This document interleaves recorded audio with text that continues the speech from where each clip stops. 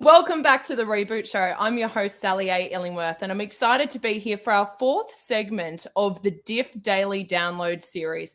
This segment is powered by Big Mouth, and I'm excited to be here with our resident technology panelists, Luke Stowe and Kelly Hutchinson from Digital Innovation Futures Victoria.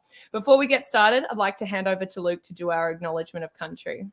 Yeah, thanks, Sally. On behalf of all of us appearing live today from Melbourne, Victoria, Australia, we would like to acknowledge the Wurundjeri people of the Kulin Nations as the traditional owners on the land in which we all meet today.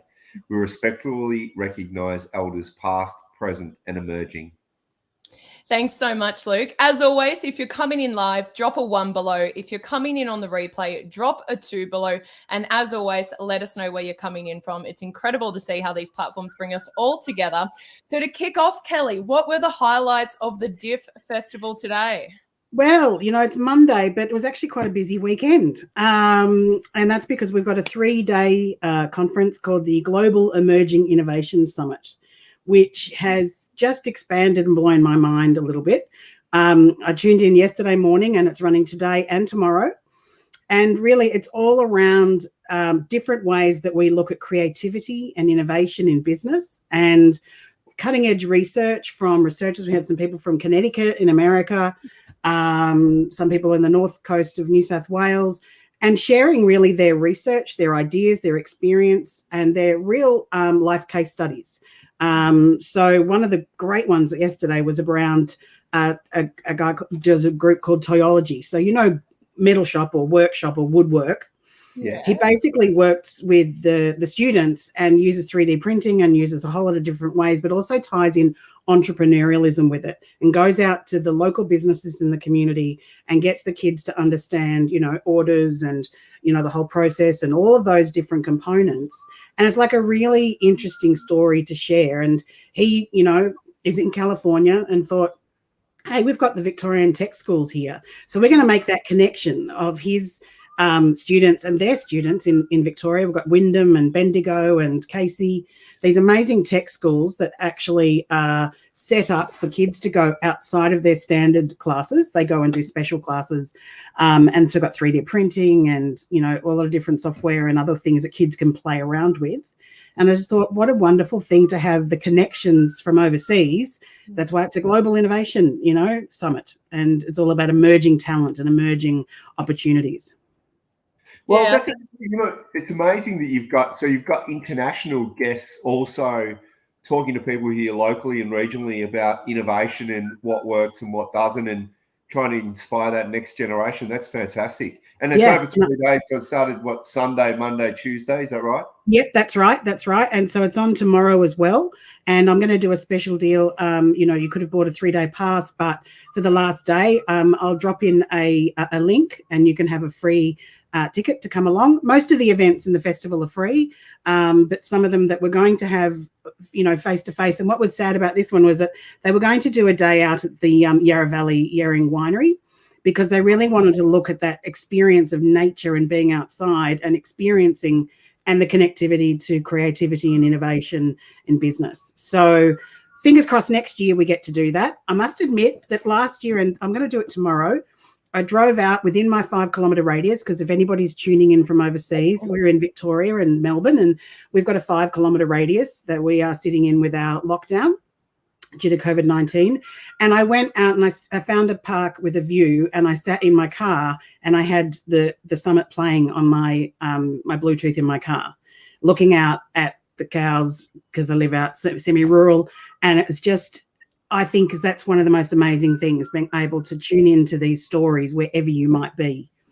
Yeah, it's so disappointing that we can't be together, but I think the work that you're doing with the DIF 2021 Festival is a good sign of, you know, what we can do to try and overcome the limitations, you know, of lockdowns and restrictions. And absolutely. If if I can go back to the researcher element for a second, and so throughout the DIF festival, I suspect there's probably a number of, whether it's research organizations or researchers as individuals that are getting involved and contributing different events and content to the festival. I mean, that's really great, because particularly if that sort of captures the academic side of things, because, from what I understand, it can often be really difficult for academics and researchers to gain access to audiences to share and talk about the important work they're doing. So that's pretty cool that you're bringing them together, along on this journey. Absolutely. And, you're absolutely right. It's that bridging of research and business and industry and government and community that is what DIF tries to bring together. And there's actually an amazing, I'm just quickly looking through the program, there's quite a few events on here.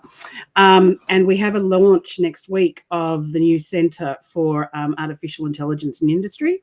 And it's just really great to see new research institutes coming together at RMIT, bringing in together, how the applications of artificial intelligence, not just around, some of the concerns around ethics and AI that we looked at last week with the opening night with IEEE standard 7000, but also looking at actually, how does this work for industry? Industry 4.0, where might we go? And then another one is actually looking at e-health. So tomorrow morning, we've got digital therapeutics. What on earth? There's so much cutting edge stuff in Australia, and particularly Victoria has an amazing biomedicine precinct down in Parkville. And what we're looking at here is looking at, what is DTX? So the X is always at the end of things. So I'm reading it here. So digital therapeutics, right? So it's all about how can we actually look at therapeutics in a digital technology sense. So, very exciting new cutting edge research that commercialized into companies. And that's that real value curve that we're on at the moment. That trajectory is exceptionally exciting. And so that's And Health. We'll be leading that tomorrow morning with a number of different partners. That's on at 9:30 tomorrow, 9 o'clock tomorrow morning. I can see the consultancy firms already rubbing their hands about digital. What was it? Digital therapeutic. Yeah, they'll love that. That'll be a whole new business line. Look, I was going to say to you, Kelly, I also saw there was some coding. So tell us about that, learning to code and also learning coding in robotics. I saw.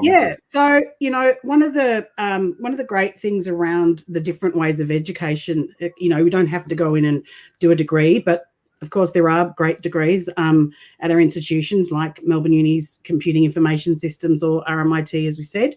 But also there's different types of education now. So organisations like General Assembly, so they're a global company that's a training provider, but it's private training.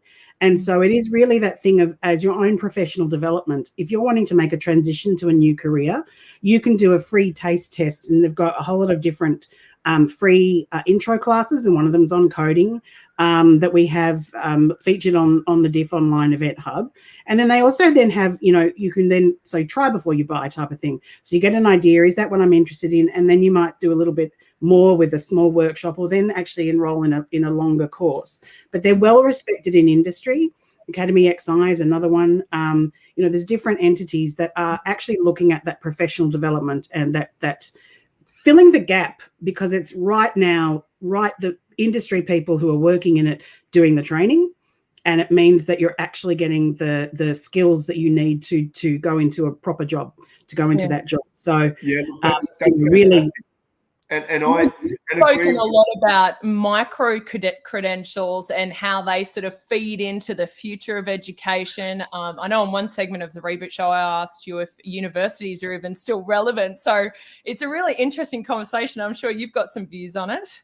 Oh, look, universities absolutely irrelevant. I think they're very important, but the way they deliver, I think, is changing. And I love this, Kelly, because it means that people out there who live in Victoria can, particularly in regional Victoria as well, can all look at this and say, well, maybe I want a career in technology. It's very easy now to work remotely in a technology job. You don't have to be in Melbourne anymore. You can do it from Bendigo or Ballarat or even Horsham or wherever it is that you may live. So, jump online and have a look at these. I think General Assembly is an awesome organisation. And we employ people who you don't necessarily have to have that degree.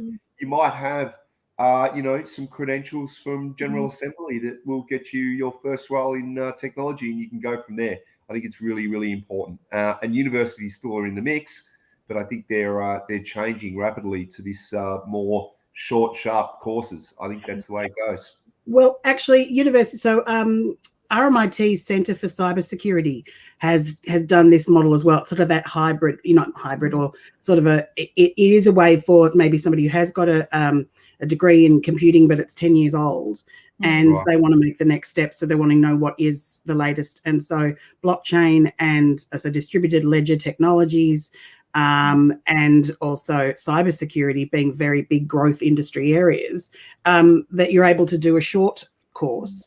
And then there's also that element about credentials and about, pathways into putting that towards another degree.